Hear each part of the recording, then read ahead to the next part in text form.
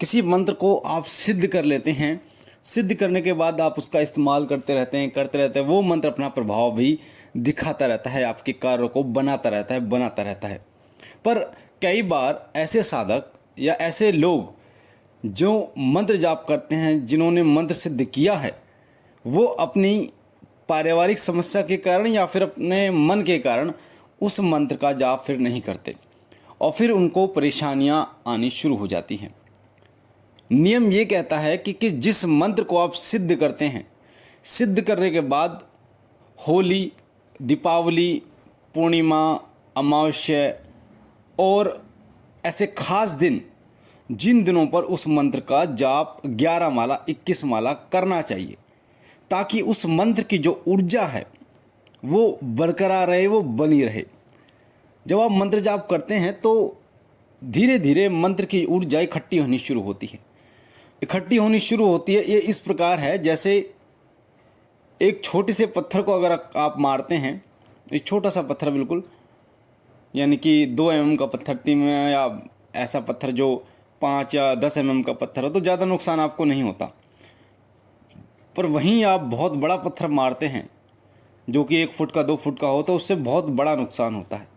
ऐसे ही जब कम मंत्र सिद्ध होते हैं तो वो कम कार्य करता है, और जब ज़्यादा मात्रा में मंत्र को आप जाप करते हैं तो वो बहुत ही जल्दी काम करता है, तुरंत काम करता है। तो जब कोई पारिवारिक समस्या या फिर मन के कारण आप मंत्र जाप छोड़ देते हैं तो आपके साथ दिक्कतें आनी शुरू हो जाती हैं। और वो दिक्कतें कौन सी हैं, क्या परेशानियां आपको आती हैं, आज उन्हीं के बारे में मैं आपको बताऊंगा। सबसे पहले, जब आप मंत्र जाप छोड़ देते हैं तो मंत्र देर से कार्य करता है। जहां आप मात्र 7 बार जाप करने के बाद वो कार्य कर देता था, वहीं आपको 21 बार 108 बार उस मंत्र को जाप करना पड़ता है।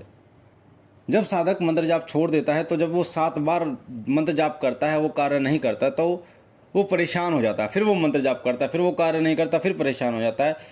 फिर उस मंत्र पर उसे संदेह होने लगता है कि ये काम क्यों नहीं कर रहा। तो कमी कहाँ होती है? कमी वहाँ होती है कि आपने उस मंत्र को जो ऊर्जा देनी थी वो ऊर्जा अपने मंत्र जाप से नहीं दी।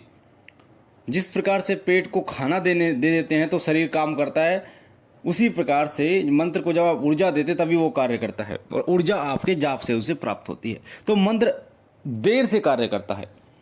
जहाँ वो 5 मिनट में काम करता था उसको वहीं वो 15 मिनट 20 मिनट लगाता है। ये पहला कारण होता है। दूसरा कारण, मंत्र पूर्ण कार्य नहीं करता, यानी पूरा कार्य नहीं करता। जैसे मान लीजिए कोई ऐसा मंत्र है जिसके माध्यम से आपको पूछा लेनी है, पूछा यानी कि किसी के विषय में जानना है, कि आप 11 बार उस मंत्र का जाप करें और देवता फिर आपको कान में बताता है सब कुछ, ये व्यक्ति कहाँ का है, कहाँ से आया है, क्या करता है, वो सब बताता है। पर जब आप मंत्र जाप छोड़ देते हैं और उसके बाद आप 11 बार मंत्र जाप करने के बाद, 21 बार मंत्र जाप करने के बाद फिर देवता से पूछते हैं ये कौन है, कहाँ से, तो आपको पहले तो धुंधला धुंधला सुनाई दिखाई देता है, साफ साफ सुनाई दिखाई नहीं देता जो पहले देता था। और दूसरा, पूरी जानकारी प्राप्त नहीं होती, कई बार कुछ गलत जानकारी भी प्राप्त हो जाती है सही के साथ।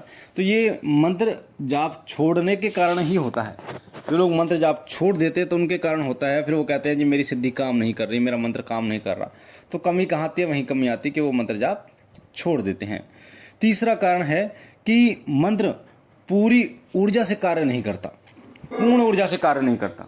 मंत्र बोलते ही वो कार्य करता था, वहीं मंत्र की जो कार्य करने की क्षमता है वो धीरे हो जाती है और वो बहुत देर में कार्य करता है। जैसे कई ऐसे मंत्र होते हैं जो सिर दर्द को ख़त्म करने के मंत्र होते हैं, या फिर शरीर किसी का परेशान है, कोई दर्द है कहीं, उस दर्द को ख़त्म करने के मंत्र होते हैं। तो जहाँ मंत्र पढ़ा, हाथ रखा या फूंक मारी तो कार्य कर देता था 2 मिनट में ही।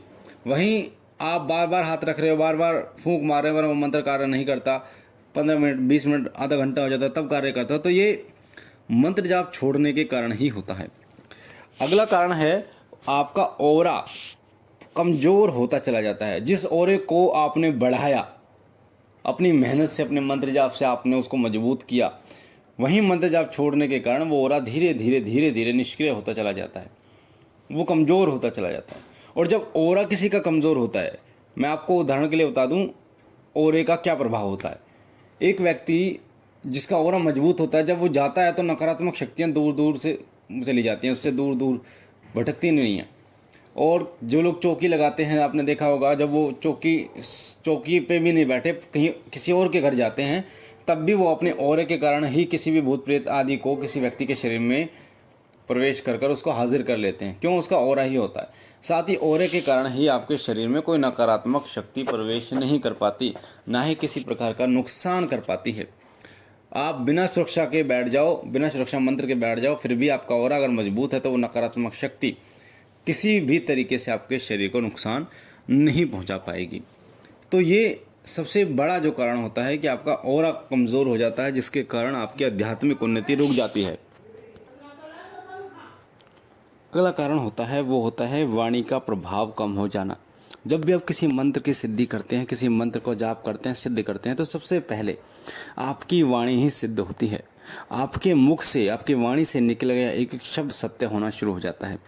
इसलिए कहा जाता है कि साधना के दौरान आपको किसी से अपशब्द नहीं बोलने चाहिए, कुछ ऐसे शब्द नहीं बोलने चाहिए जिससे किसी को नुकसान हो, क्योंकि वो शब्द उस समय पर आपकी वाणी सिद्ध होती है और वो शब्द कार्य करते हैं। इसलिए साधना के समय पर आपको या तो चुप रहना चाहिए, कम से कम बोलना चाहिए, या फिर कोशिश करनी चाहिए कि किसी को अपशब्द आप ना बोलें।